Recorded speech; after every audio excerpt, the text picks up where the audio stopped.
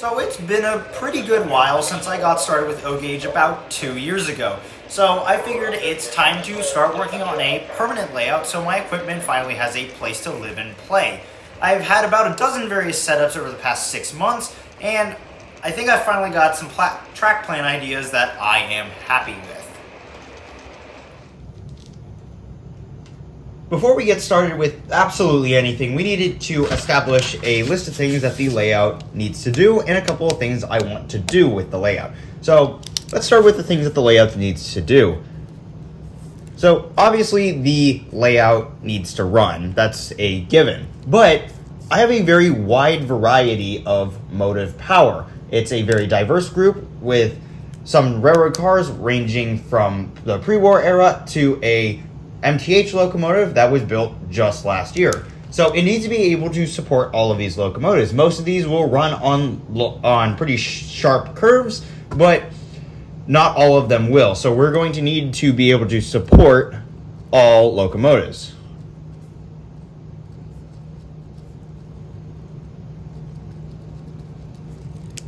I'm going to use my existing table that I have had O-Gauge track on for about the past 6 months. So I'm going to need it to fit between a 11 by 4 space.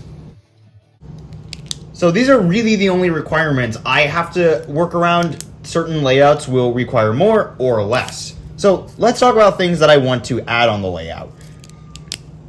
There's a very wide variety, as I mentioned earlier, of motive power and train cars on the layout. I would like the layout to kind of exist outside of time, if that makes sense. So that's going to feature things like fairly modern looking scenery being mixed in with pre-war and post-war scenery, all to create kind of a seamless blend of a layout that kind of exists outside of time. The main thing I really want is to have a bridge on the layout. My friend went dumpster diving earlier this year and he brought out this very cool Lionel post-war bridge along with a couple of other things, and I would like to use those on this layout. It needs to have a couple spurs. I would love to give my little 060 something to do. It needs to have a runaround track. I would like to be able to store passenger cars or move freight cars in and out of the runaround track, or put a extra locomotive in there if I need it. It needs to have some sort of industry being serviced. It can be along the main, it can be on that spur. It really doesn't matter where I put it. I just need something for the trains to do to give them purposes. And speaking of giving trains purposes, the last thing I solidly want to have on the layout is a train station. I have a set of 5 Madison cars and I would love to make good use of them. So some other things I'm going to put over here in the maybe tab. I would like to have a tunnel on the layout, but I don't know exactly how I would integrate it. So that's just kind of going to be a maybe for a while. I kind of want an engine house. I think that would be a good spot to store a locomotive because I would like to keep my Berkshire or my 060 on the layout all the time, but I don't know exactly how I'd fit that in yet. And of course, I need something for that bridge to go over, so I'm thinking kind of a creek maybe? Might be a good time to learn how to pour resin. So that's a pretty simple list. It's not a big layout. Yours might be bigger, yours might be even smaller than mine, depending on the space you're working with. So I initially really liked the idea of having a little yard on the layout somewhere. It would give my little 060 something to do, but I ended up dropping this idea fairly quickly since in the current space, it would just make the layout look way too cluttered for my liking.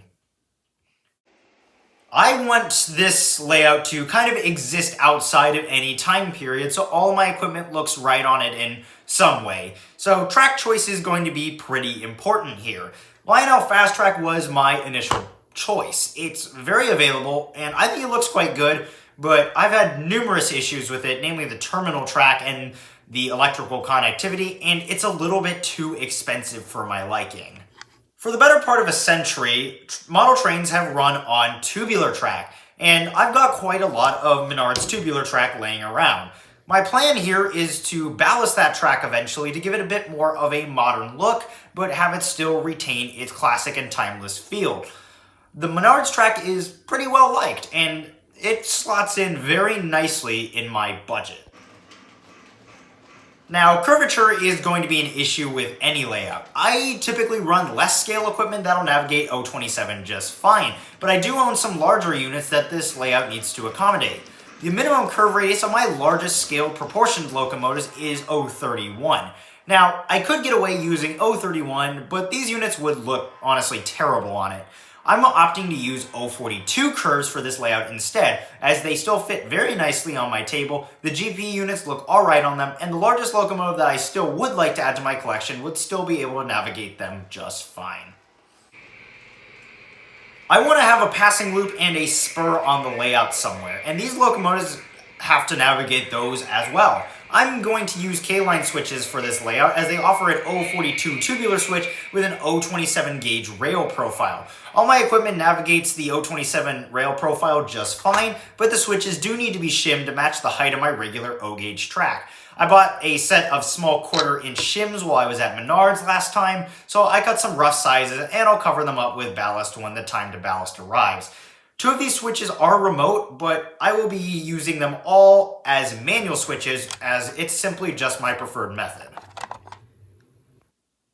With all that, it's time to take everything off the table, do some cleaning, and get ready to put down a new baseboard. Putting tubular track on a table has produced some very loud results in the past, and I want to have a bridge spanning a little creek, so I'll need to raise the track up on some foam to save both of these issues. Luckily for me, a family member had just finished some remodeling and had some leftover XPS foam. It's about 1 inch thick, comes in massive sheets, and is pretty affordable. I'm just not a fan of the color, but foam is foam. I used a whole 4x8 to cover most of the layout and then a bunch of small cut blocks to fill in the rest. It still needs more work and I may end up buying a whole new sheet, but I'm just trying to get an idea of how this is all going to look in the end. I will be adjusting the area of the little squares to accommodate the bridge later. So now I've got the base done, it's time to finally lay track. There's a variety of planning softwares out there to suit your needs. SCARM is a popular one, and a demo version of it is free. I, of course, did not do that. I had a couple months of messing around with my box of track and just feeling out kind of what I wanted. I would recommend using a planning software at least to get started, but nothing can truly compare to actually having a play on the layout to kind of feel it out. I already have a good idea of what I want, so let's get to laying track.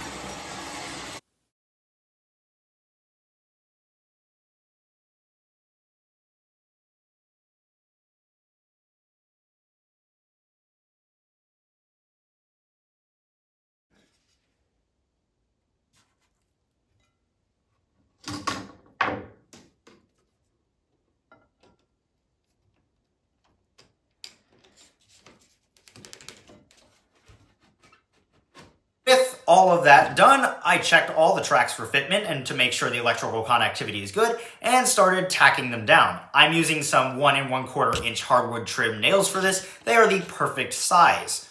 The nicest thing about having a XPS foam base is that the nails can simply be pushed into it and then pulled up to be removed, and it is honestly quite satisfying.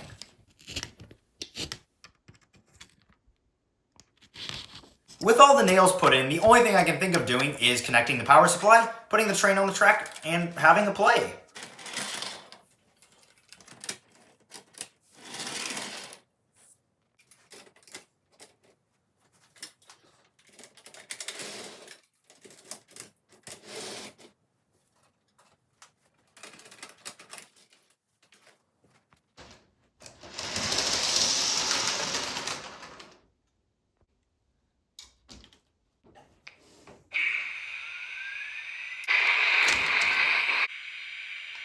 Dispatcher, air test is complete. Can I move? Over. You can take the lead. Tower out.